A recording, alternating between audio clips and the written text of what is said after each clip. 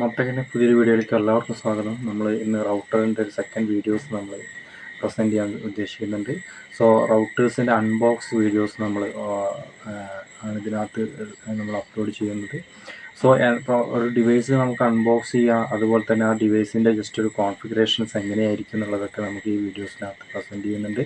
So നമ്മൾ കഴിഞ്ഞ പ്രാവശ്യത്തെ ഒരു വീഡിയോസ് നമ്മൾ റൗട്ടേഴ്സ് എന്താണെന്നുള്ളതാണ് നമ്മൾ കഴിഞ്ഞ പ്രാവശ്യം നോക്കിയിട്ടുണ്ടായിരുന്നത്. എന്താണ് റൗട്ടർ, ഏതൊക്കെ ടൈപ്സ് റൗട്ടേഴ്സുകളുണ്ട്, അങ്ങനെയുള്ള കാര്യങ്ങളൊക്കെ നമ്മൾ കഴിഞ്ഞ ക്ലാസ് വീഡിയോസിലുണ്ടായിരുന്നു.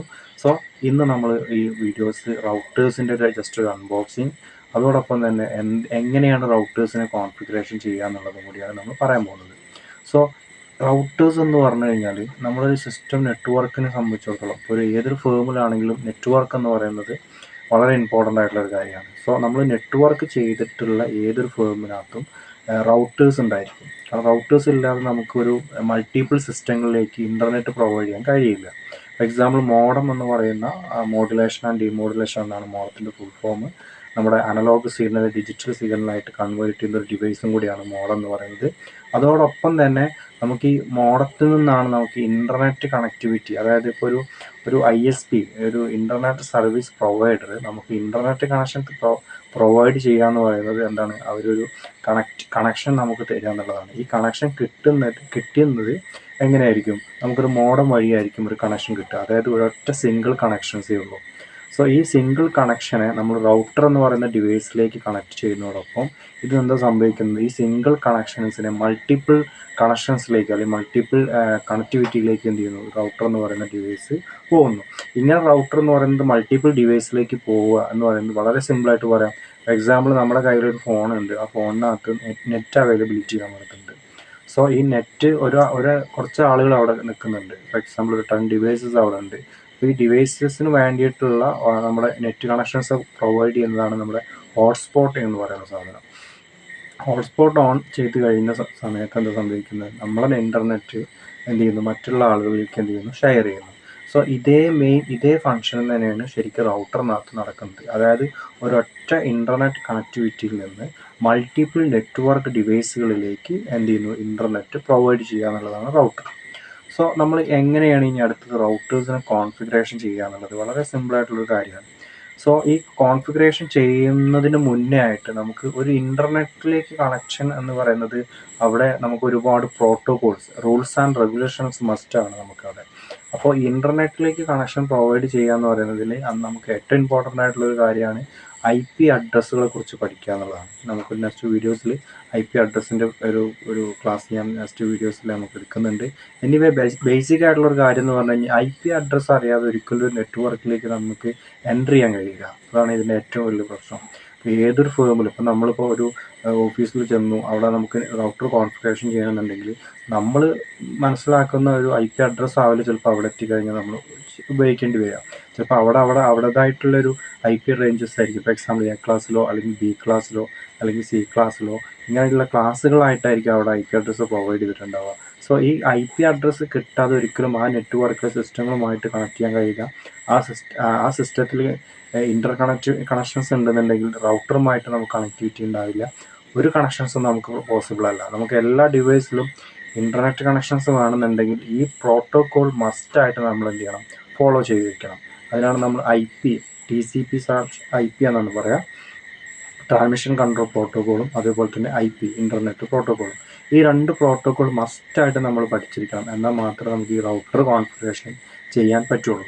സോ റൗട്ടർ നമ്മൾ എങ്ങനെയാണ് കോൺഫിഗറേഷൻ ചെയ്യേണ്ടത് എന്നുള്ളത് ഒരു സ്റ്റെപ്സ്.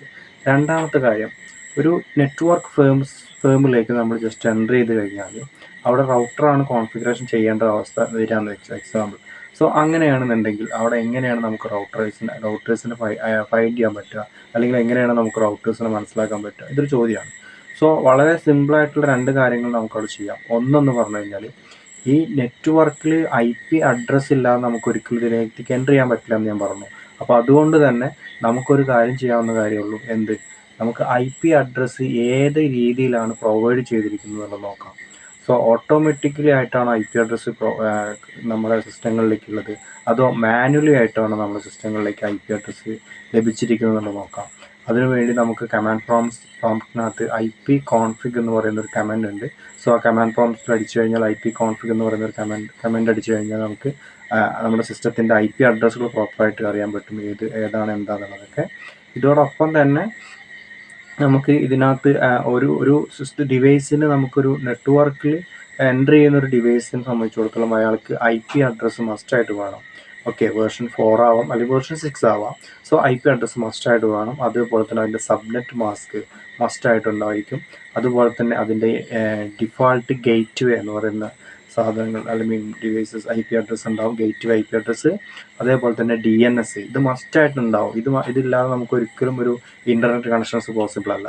അപ്പോൾ ഇതിനകത്ത് നമ്മൾ IP അഡ്രസ്സ് നോക്കേണ്ട ആവശ്യമില്ല, സബ്നെറ്റ് മാസ്ക് നോക്കേണ്ട ആവശ്യമില്ല, അതുപോലെ തന്നെ DNS നോക്കേണ്ട ആവശ്യമില്ല. പക്ഷേ ഗേറ്റ് വേ എന്ന് പറയുന്ന IP അഡ്രസ്സ് മസ്റ്റായിട്ട് നമ്മൾ നോട്ട് ചെയ്യണം. കാരണം ആ ഗേറ്റ് വേ അഡ്രസ്സായിരിക്കും ആ ഒരു ഫേമിനകത്തുള്ള റൗട്ടറിൻ്റെ IP അഡ്രസ്സ് ഉണ്ടായിരിക്കുക.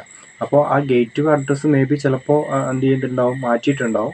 അത് നമ്മൾ പ്രോപ്പറായിട്ട് ചെക്ക് ചെയ്യണം. അതെല്ലാം എന്നുണ്ടെങ്കിൽ നമ്മൾ ഡിവൈസ്, അതായത് റൗട്ടർ വിത്ത് സിസ്റ്റമായിട്ട് കണക്ട് ചെയ്തിട്ടായിരിക്കും നമ്മൾ എന്ത് ചെയ്യേണ്ടത്, അതിൻ്റെ കണക്ടിവിറ്റി ചെക്ക് ചെയ്യേണ്ടത്. അതായത് ഫോർ എക്സാമ്പിൾ ഒരു നെറ്റ്വർക്ക് ഫേമിൽ നമ്മൾ കയറി അല്ലെങ്കിൽ ഒരു കമ്പനിയിൽ നമ്മൾ കയറി റൗട്ടർ കോൺഫിഗറേഷൻ ചെയ്യാൻ ഡയറക്റ്റ്ലി നമുക്ക് പറ്റില്ല. അതാണ് ഞാൻ 2 സ്റ്റെപ്സ് എന്ന് പറയുന്നത്. ഫസ്റ്റ് സ്റ്റെപ്പ് എന്ന് പറയുന്നത് നമുക്ക് നേരത്തെ പറഞ്ഞ പോലെ ഓട്ടോമാറ്റിക്കലി IP അഡ്രസ്സ് വെച്ചിട്ടുണ്ടോ ഇല്ലേ എന്നുള്ള കാര്യം നോക്കുക. ipconfig പോലുള്ള കമൻറ്റ്സ് യൂസ് ചെയ്തിട്ട് അതിൻ്റെ ലാസ്റ്റ് ഗേറ്റ് വേ എന്താണെന്നുള്ളത് കണ്ടുപിടിക്കുക. രണ്ടാമത്തെ സ്റ്റെപ്പ് എന്ന് പറഞ്ഞു കഴിഞ്ഞാൽ റൗട്ടർ ഫിസിക്കലി നമ്മുടെ സിസ്റ്റങ്ങളിൽ കണക്ട് ചെയ്യുക. ലാപ്ടോപ്പ് ആണെങ്കിൽ ഡയറക്റ്റ് ലാപ്ടോപ്പിൽ തന്നെ റൗട്ടർ കണക്ട് ചെയ്ത് കഴിഞ്ഞാൽ ഈ റൗട്ടറിൻ്റെ ബാക്ക് സൈഡിൽ ഒരു IP അഡ്രസ്സ് പ്രൊവൈഡ് ചെയ്തിട്ടുണ്ടാവും. സോ ഈ IP അഡ്രസ്സ് നമ്മൾ എന്ത് ചെയ്യുക, ജസ്റ്റ് ഇതിനകത്ത് നമ്മൾ ടൈപ്പ് ചെയ്ത് കഴിഞ്ഞാൽ, ഇത് ടൈപ്പ് ചെയ്യേണ്ടത് എന്ന് പറഞ്ഞാൽ ഇൻ്റർനെറ്റ് എക്സ്പ്ലോറിലോ അല്ലെങ്കിൽ നമ്മുടെ ഗൂഗിൾ ക്രോമിലോ ആയിരിക്കണം. അതായത് ഒരു ബ്രൗസർ സപ്പോർട്ട് ചെയ്തിട്ട് നമ്മൾ ഈ റൗട്ടർ എന്ത് ചെയ്യാൻ പറ്റുള്ളൂ, ആക്സസ് ചെയ്യാൻ പറ്റുള്ളൂ. സോ ഈ ഒരു ആപ്ലിക്കേഷൻസ് വെച്ചിട്ടായിരിക്കും നമ്മൾ റൗട്ടർ ആക്സസ് ചെയ്യുന്നത്. റൗട്ടർ ആക്സസ് ചെയ്യുന്ന മെത്തേഡ് എന്ന് പറഞ്ഞു കഴിഞ്ഞാൽ ഫിസിക്കലി നമ്മൾ നെറ്റ്വർക്ക് കേബിൾ ത്രൂ നമ്മൾ ലാപ്ടോപ്പിലോ ഡെസ്ക്ടോപ്പിലോ ഡയറക്റ്റ്ലി കണക്ട് ചെയ്യുകയും റൗട്ടേഴ്സിൻ്റെ IP അഡ്രസ്സ് എന്താണെന്നുള്ളത് ആ റൗട്ടേഴ്സിൻ്റെ ബാക്ക് സൈഡിൽ എന്ത് ചെയ്തിട്ടുണ്ടാവും, നോട്ട് ചെയ്തിട്ടുണ്ടാവും. സോ ആ IP അഡ്രസ്സ് എന്ത് ചെയ്യുക, നമ്മുടെ സിസ്റ്റത്തിൽ ടൈപ്പ് ചെയ്യുക. ഈ ടൈപ്പ് ചെയ്യുന്നതോടൊപ്പം തന്നെ ഫോർ എക്സാമ്പിൾ D-Link പോലുള്ളൊരു റൗട്ടേഴ്സ് ആണെന്നുണ്ടെങ്കിൽ അതിൻ്റെ യൂസർ ID ആൻഡ് പാസ്വേഡ് അതിനകത്ത് തന്നെ ഉണ്ടായിരിക്കും. ഡിഫാൾട്ടായിട്ട് അഡ്മിൻ ആയിരിക്കാം, അല്ലെങ്കിൽ അങ്ങനെ എന്തെങ്കിലും ഒരു യൂസർ ID ആൻഡ് പാസ്വേഡ് കൊടുത്തിട്ടുണ്ടാവും റൗട്ടറിനകത്ത്. സോ ഈ user ID and password provide ചെയ്യാതെ ഒരിക്കലും റൗട്ടർ എന്ന് പറയുന്ന ഡിവൈസിനകത്തേക്ക് എൻ്റർ ചെയ്യാനും പറ്റില്ല. അപ്പോൾ ഇത് മസ്റ്റായിട്ട് ശ്രദ്ധിക്കണം. യൂസർ ID ആൻഡ് പാസ്വേഡ്, അതിനെ നമ്മൾ ഓതൻറ്റിക്കേഷൻ എന്നാണ് പറയുക.